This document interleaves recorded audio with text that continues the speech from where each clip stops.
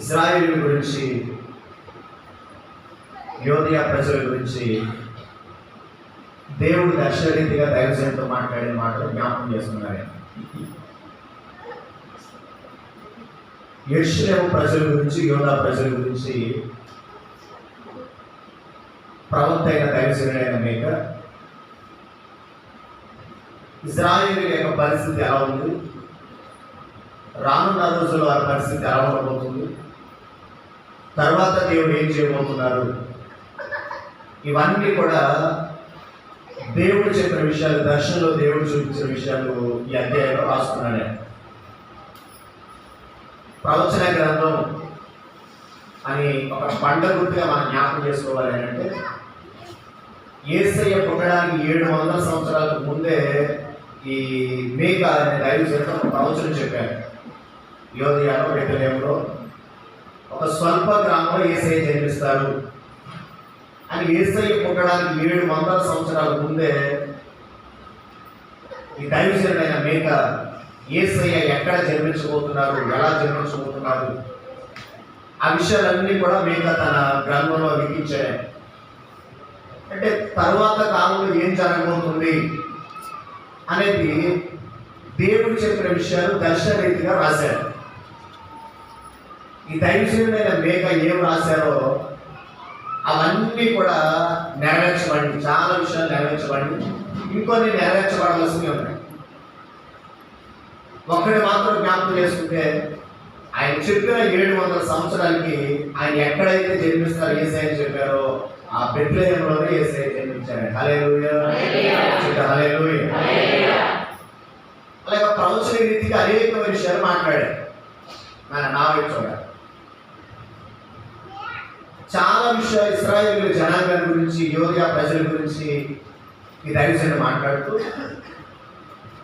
ఇశ్రాయేలు జనాంగంలో ఉన్న కొన్ని అవిధేతలు బట్టి దేవుని యొక్క ఉగ్రత వారి మీదకి వచ్చింది. ఎలాంటి పరిస్థితి అని అంటే, ఇశ్రాయేలు మీద శత్రువులు దండయాత్ర చేసి ఇశ్రాయేలు అందరినీ వారు స్వాధీనపరుచుకున్నారు. అంటే ఇశ్రాయేలు శత్రువులు ఉన్నారు. ఆ శత్రువులు వీరి మీద యుద్ధానికి వచ్చి ఇశ్రాయేలు ఓడించారు. ఇశ్రాయేలు ఓడిపోయారు. ఆ శత్రువుల చేతులకు వెళ్ళిపోయారు. ఇశ్రాయేలు అంటే ఎవరి జనాంగం చెప్పాలి? ఎవరి జనాంగం? దేవుడి జనాంగం. దేవుని జనాంగమైన ఇశ్రాయేలీయులు శత్రువుల చేతులకు వెళ్ళిపోయారు. శత్రువుల చేతిలో ఉన్నారు. ఇప్పుడు ఈ దైవజనుడైన మీకా దేవుని సన్నిధిలో ప్రార్థన చేస్తూ ఇశ్రాయేలు జనాంగంతో, తర్వాత శత్రువులతో కూడా మాట్లాడుతున్నాడు. ఆయన ఎవరైతే ఇశ్రాయేలీయులు ఓడించారో యుద్ధం చేసి వారితో మాట్లాడుతూ ఈయన అంటాడు, నేను దేవుని సన్నిధిలో ప్రార్థన చేస్తున్నాను. చెప్పండి, మీకా ఏం చేస్తున్నాడంటే ప్రార్థన చేస్తున్నాడు. ప్రార్థన చేస్తూ దేవుడి కొరకు ఎదురు చూస్తున్నాను, దేవుడి కొరకు కనిపెడుతున్నాను. ఆయన కొరకు ఎదురు చూసినట్లుగా, దేవుడి కొరకు కనిపెట్టినట్లుగా ప్రార్థన చేసి ఆయన కొరకు ఎదురు చూస్తుంటే ఆయన అటు వారిని సిగ్గుపడనిచ్చే దేవుడు. కానీ ఈయన అంటాడు, నేను ప్రార్థన చేస్తున్నాను, దేవుడి కొరకు ఎదురు చూస్తున్నాను, ఆయన ఏం చేయబోతున్నారో కనిపెట్టి ప్రార్థన చేస్తున్నాను, తప్పనిసరిగా ఆయన నా ప్రార్థన. అయితే ఎందుకొరకు ప్రార్థన చేస్తున్నాడు, ఎందుకొరకు దేవుని యొక్క సన్నిధిలో ఎదురు చూస్తున్నాడు, ఎందుకొరకు కనిపెడుతున్నాడు అనే విషయాలు కొన్ని జ్ఞాపకం చేస్తూ ఆ మాటల సందర్భంలో శత్రువులతో మాట్లాడి దైవజనుడు చెప్తున్న మాట 7వ అధ్యాయం 8వ వచనాన్ని చదువు. నా శత్రువా, నేను క్రింది పడినను తిరిగి లేకును, నేను అంధకారం కూర్చున్నాను, యెహోవా నాకు వెలుగుగా ఉండాను. చాలు. చూడండి, ఆ పై వచనంలో అంటారు, నా ప్రార్థన యెహోవా ఆలకించారు,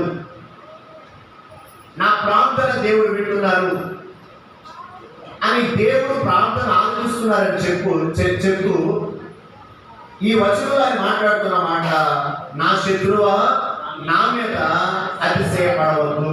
ఎవరితో మాట్లాడుతున్నాడు? చెప్పాలి, ఎవరితో మాట్లాడుతున్నాడు? ఆయన శత్రువు. నా శత్రువా నా మీద అతిశయపడవద్దు. ఎవరితో మాట్లాడుతున్నాడు? చెప్పాలి, ఎవరితో మాట్లాడుతున్నాడు? శత్రువు. నా శత్రువా నా మీద అతిశయపడవద్దు. ఎవరితో మాట్లాడుతున్నాడు? చెప్పాలి, ఎవరితో మాట్లాడుతున్నాడు? ఆయన శత్రువు. నా శత్రువా నా మీద అతిశయపడవద్దు. ఎవరితో మాట్లాడుతున్నాడు?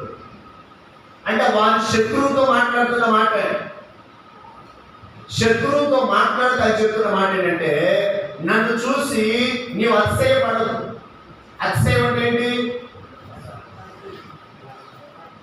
నా అతిశయం అంటే ఏంటి? గర్వం. గర్వం. ఇశ్రాయేలును చూసి శత్రువు గర్వపడుతున్నాడంటే,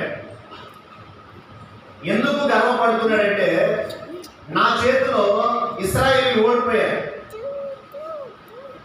ఇశ్రాయేలు నేను జయించాను అని ఇశ్రాయేలు జనాంగాన్ని చూసి ఈ శత్రువు అనబడి ఆయన గర్విస్తున్నాడంటే.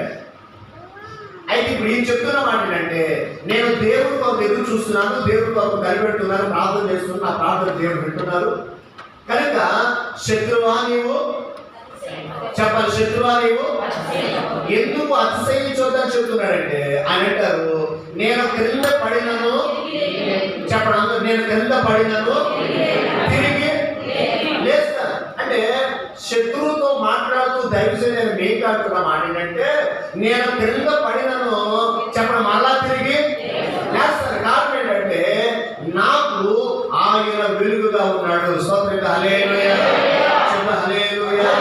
శత్రువుతో దైవజనుడైన మీకు అంటున్న మాట ఏంటంటే, నన్ను చూసి నీవు గర్వించవసరం లేదు, నన్ను చూసి నీవు అతిశయపడవసరం లేదు. ఎందుకు గర్విస్తున్నాడంటే, నేను క్రింద పడిపోయానని గర్విస్తున్నాను కనుక నేను క్రింద పడినను నా దేవుడు తిరిగి నన్ను పైకి లేవనెత్తగలిగిన దేవుడు. ఎందుకు లేవనెత్తగలిగిన దేవుడు అంటే, ఆయన మరణపు ముళ్ళును విరిచి పునరుద్ధానుడై తిరిగి లేచిన సజీవుడైన యేసయ్య. చెప్పబడి దేవుడు ఆయన తిరిగి లేచిన దేవుడు కనుక మనల్ని కూడా ఆయన తిరిగి లేవనెత్తగలిగిన శక్తిమంతుడే.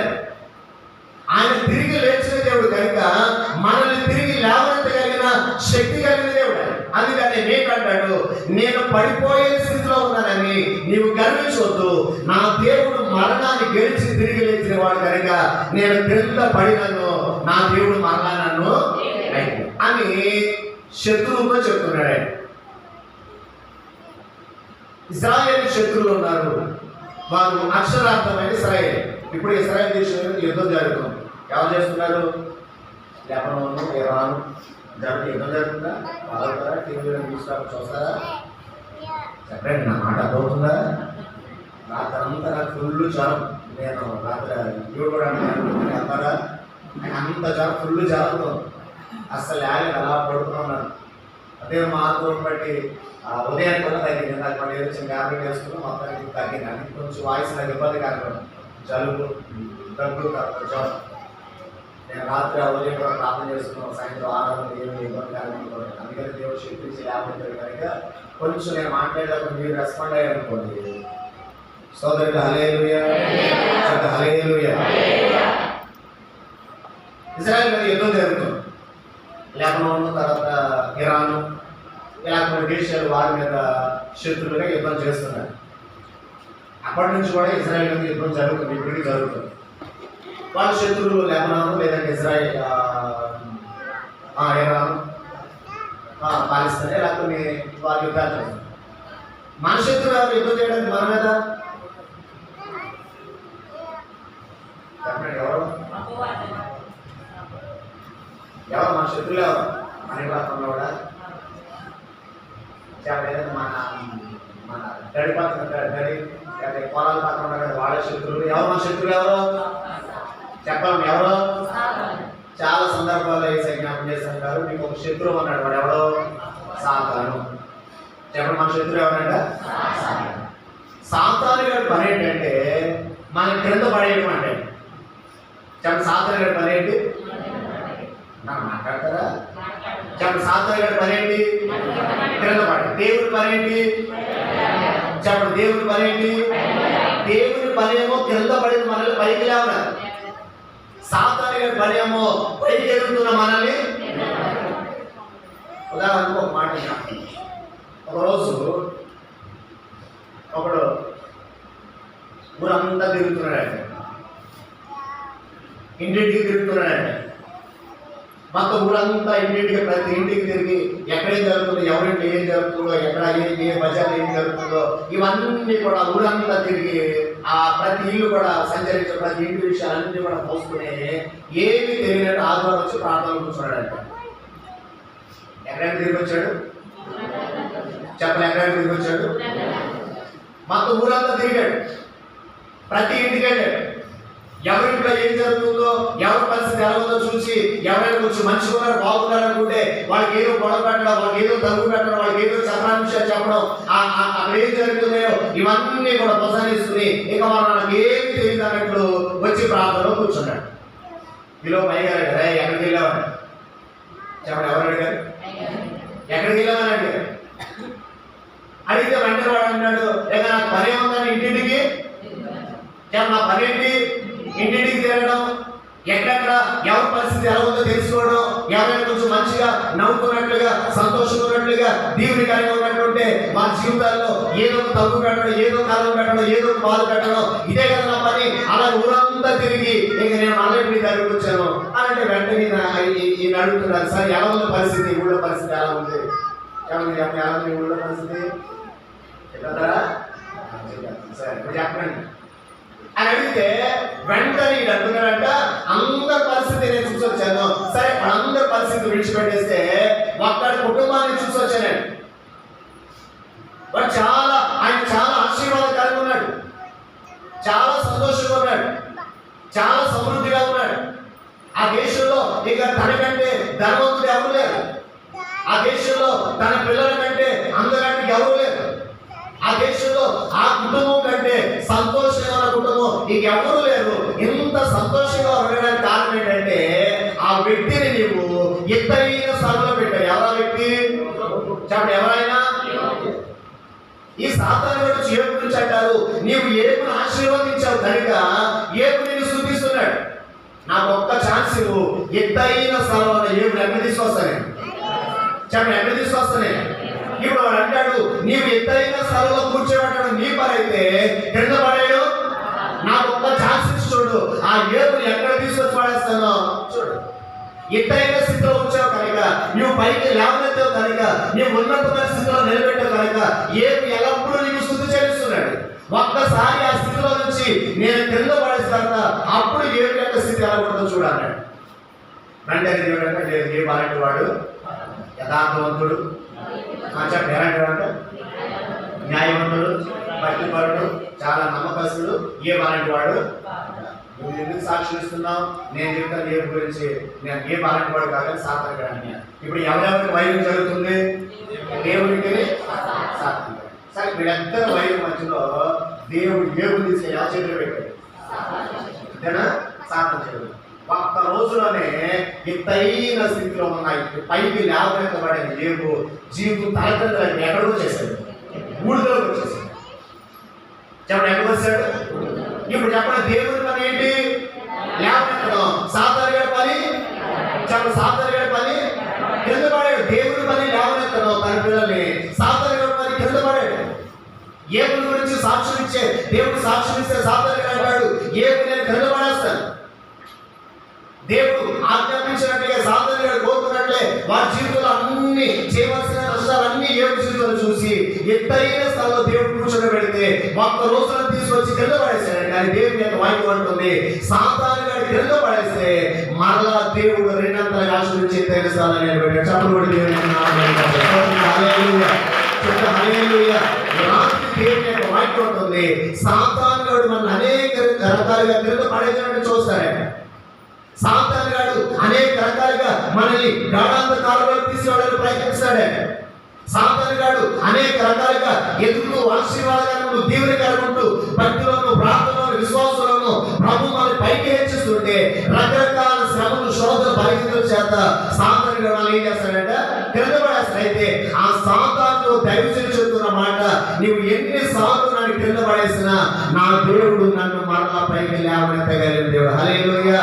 ఈ 3 దినాల ఉపవాస ప్రార్థనలో ఏ విషయంలో కింద పడిపోయిన పరిస్థితులు ఉన్నా, ఎలాంటి బలహీనతో కింద పడిపోయిన పరిస్థితులు ఉన్నా, ఎలాంటి శ్రమలో కింద పడిపోయిన పరిస్థితులు ఉన్నా, ఆ పడిపోయిన మన ఆత్మ సంబంధమైన జీవితాన్ని ఈ 3 దినాల ఉపవాస పండుగల ద్వారా దేవుడు లేవనెత్తును గాక, దేవుడు బలపరచును గాక, మరలా ఉన్నత పరిస్థితుల్లో నిలబెట్టును గాక, ఆధ్యాత్మిక స్థితిలో బలపరచును గాక, మన సంఘాన్ని దేవుడు లేవనెత్తును గాక, ఈ గ్రామంలోని ప్రాంతంలో ఉన్నత పరిస్థితుల్లో సంఘాన్ని నిలబెట్టును గాక.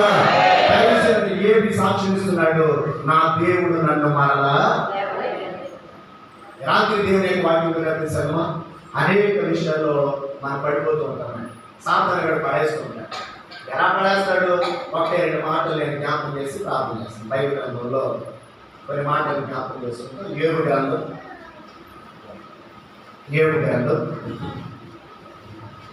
చూద్దాం అందరూ 5వ అధ్యాయం.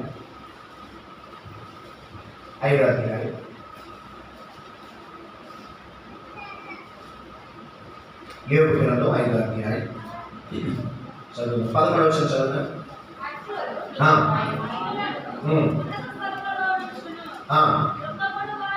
దుఃఖపడు వారిని క్షేమమునకు లేవనెత్తును. చాలు. దుఃఖపడు వారిని దేనికి లేవనెత్తారంట?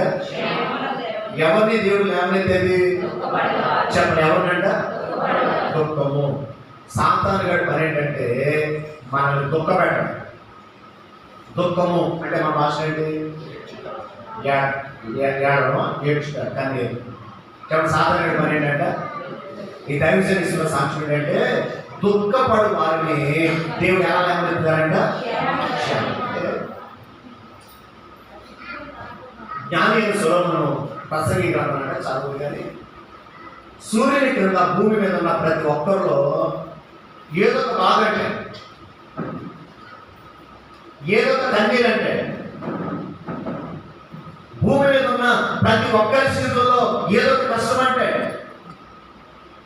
లోకంలో జన్మించినప్పుడు ఏడుస్తూ ఒక శిశువు జన్మిస్తే మరలా లోకాన్ని విడిచిపెట్టేంత వరకు కూడా రకరకాల విషయాల్లో దుఃఖాన్ని అనిపిస్తున్నారంటే, ఈ సొలొమోను అంటారు భూమి మీద బ్రతుకుతున్న ప్రతి ఒక్కరి స్థితుల్లో ఏదో ఒక దుఃఖం. ఆ దుఃఖం నుంచి ఆదరించేవాళ్ళేనంటే, ఆ కన్నీటి నుంచి ఓదార్పు దయచేసిన లోపల లేరంటే, వారు కలిగిన శ్రమ నుంచి, వారు కలిగిన కష్టం నుంచి, బతకాల నుంచి వారికి ఎవరికైనా చెప్పుకుందామంటే అలా విడుదల దయచేసి వారు లోపల ఎవరు లేరంటే, అంటే ఒక్కొక్కరికి ఒక్కొక్క రకమైన దుఃఖం, ఒక్కొక్కరికి ఒక్కొక్క రకమైన శ్రమ, ఒక్కొక్క జీవితంలో ఒక్కొక్క రకమైన కన్నీరు. ఎవరికైనా కావచ్చు. బాధలు లేనటువంటి నరుడు లోపల ఎవరు కూడా. అయితే దేవుని యొక్క వాక్యం మాట ఏంటంటే, సాతాను గాడు ఇలాగా ఎవరినైతే దుఃఖంలో పడేస్తున్నారో ఆ దుఃఖంలో ఉన్న వారు ఏం చేస్తారంటే క్షేమమునకు. రాత్రి దేవుని యొక్క వాక్యం ఉంటుంది, రకరకాల పరిస్థితుల చేత సాతాను గాడు తన ప్రజలైన దేవుని ప్రజలైన వారిని దుఃఖంలోకి నడిపిస్తున్నారంటే, కొంతమంది ఏమో చెప్పుకోలేని బాధలు, కొంతమంది ఏమో చెప్పుకోలేని దుఃఖం, కొంతమంది వారి కన్నీటిని దిగమింగుకొని, వారి హృదయంలో బాధను దిగమింగుకొని పైకి నవ్వుతున్నట్లు కనపడిన కుటుంబాన్ని బట్టో, పిల్లలను బట్టో, భర్తను బట్టో, భార్య బట్టో వారి కలిగిన దుఃఖాన్ని ఎవరికి చెప్పుకోలేని పరిస్థితుల్లో దుఃఖాన్ని అనిపిస్తున్న లోపల చాలా మంది ఉన్నారు. ఒకవేళ సమయం నుండి మీతో అందరితో మాట్లాడుతూ సేవకులు మాట్లాడుతుంటే ఒక్కొక్కరు ఒక 100 బాధలు చెప్పారు. పిల్లల గురించనో, భర్త గురించనో, ఆర్థిక పరిస్థితులను, అనారోగ్య పరిస్థితులను, రకరకాల బాధలు. వాటి ఉంటుంది. కొంతమంది వారి హృదయంలో బాధని ఎవరికి చెప్పుకోలేనంటే, ఇశ్రాయేలు ఐగుప్తు దేశంలో ఉన్నారు,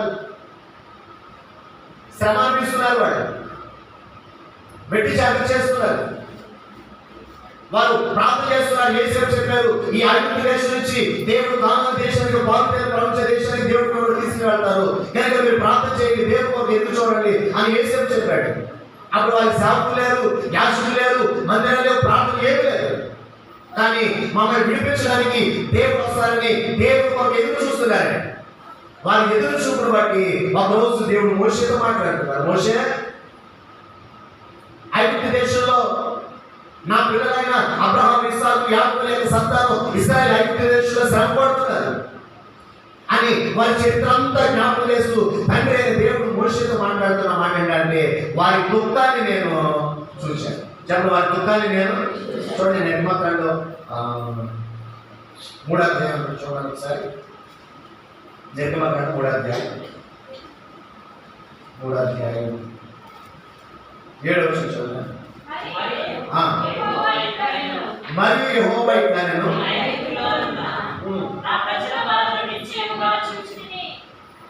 చెప్పండి.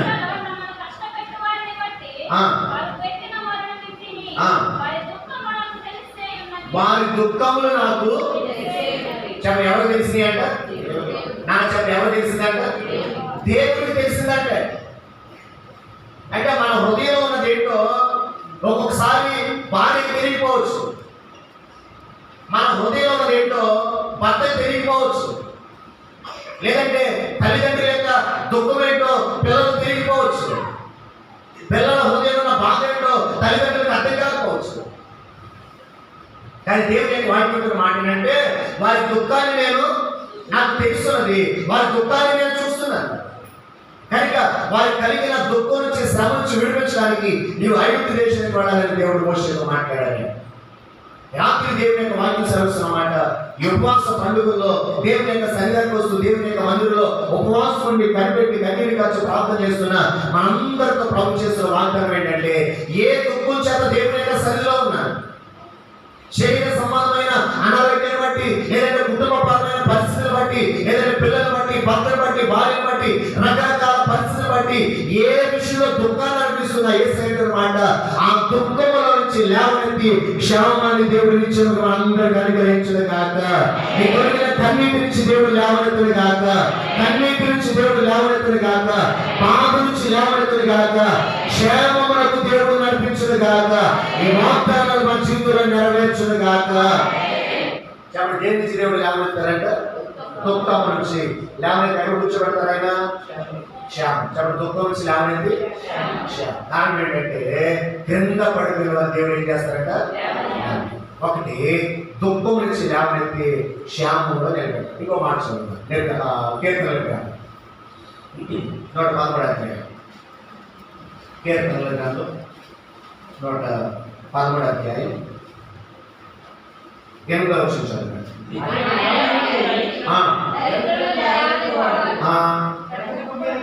పెంట కుప్ప నుంచి ఆయన నేల నుండి దరిద్రులను లేవనెత్తువాడు, పెంట కుప్ప నుండి పేదలను చాలు. ఇక్కడ కీర్తనకారుడు అంటాడు, నేల నుండి దరిద్రులను చెప్పండి, ఎక్కడి నుంచి లేవనెత్తుతారంట? ఒకటేమో దుఃఖ దశలో నుంచి ఆయన లేవ, రెండోది ఎక్కడి నుంచి అంట? నేల. నేల మీద నుంచి లేవనెత్తడం ఏంటి అంటే, మనం కూర్చుంటే చీపట్టి ఆయన నేల అంటే అర్థం ఏంటంటే, అమ్మా చెప్పండి ఏంటి చెప్పండి. నేల అంటే అర్థం ఏంటంటే అవమానం, నింద. నేల మీద నుంచి ఆయన లేవనెత్తడం అంటే అవమానకరమైన పరిస్థితి నుంచి, నిందించబడుతున్న పరిస్థితి నుంచి దేవుడు లేవనెత్తారంటే, అంటే దేనికి అవమానకరమైన పరిస్థితులు అని అంటే, ఇశ్రాయేలు బయలుదేరి కానాను దేశంకి వస్తుంటే మోషే నాయకత్వంలో ఎరుకో ప్రాకారం దాటారు. మనందరూ తెలుసు యోషువ మాట, ఎరుకో ప్రాకారం దాటారు. ఐగుప్తు దేశానికి మనం వెళ్ళినప్పుడు ఎరుకో ప్రాకారాల మీద పైన, అంటే ప్రాకారాలు ఇప్పుడు ఏమి లేవు కదా, అది కూలిపోయినాయి కదా ప్రాకారాలు, కూలిపోయినాయి కదా ప్రాకారాలు. కొంచెం ఆనవాళ్ళు, ఆ ఆనవాళ్ళు పోతే చూడాలంటే ఒక అబ్బాయికి దాన్ని ఏలాడేసి కేబుల్ కార్ ఒక నలుగురు కూర్చునేటట్లు, ఇద్దరు కూర్చుంటే ఒక వైర్, పెద్ద వైర్ కట్టారు. ఈ కొండ నుంచి ఆ కొండకి, అంటే క్రింద నుంచి ఆ కొండ మీద ఒక వైర్ లాంటి కట్టి దాని మీద నలుగురు కూర్చుని అలా వైర్ మీద వాళ్ళు తీసుకెళ్ళారు అన్నాడు. జానశ్రీ గారు, అభినయ్ గారు, రాజు గారు, నేను, జానశ్రీ అందరం కూర్చుంటే అలాగే ఆ పై నుంచి వెళ్తుంటే ఇంచుమించు 3 కిలోమీటర్లు వెళ్ళేవాడు. ఎన్ని కిలోమీటర్లు? 3 కిలోమీటర్ల వైర్ నడుస్తుంటే దానిలో ఆ కేబుల్ కాకుండా దాంట్లో నలుగురు కూర్చోవాలి. దాన్ని కూర్చుంటే కేబుల్ కాకుండా అలా తీసుకెళ్తే 3 కిలోమీటర్లు తీసుకెళ్ళారు. బాగా ఎత్తైన స్థలంలోకి తీసుకెళ్ళి పర్వతం మీద నడిపించినట్టు ఆ పైన చూసి ఎలా చూడండి. అదేంటే ప్రాంతాలను కూలిపోయినట్టు కొంచెం ఆనవాళ్ళు అంటే వెడల్పు అలా కనపడుతుంది. ఇంచుమించు ఒక 1/2 కిలోమీటర్లు అంత వెడల్పులో ఆనవాళ్ళు కనపడుతుంది. మునిగిపోయినట్టు ఆనవాళ్ళు కనపడుతుంది జస్ట్ కొంచెం. అంటే ఇదే ప్రాకారం చెప్పారు. ఆ ప్రాకారాలు కూలిపోయినాయి.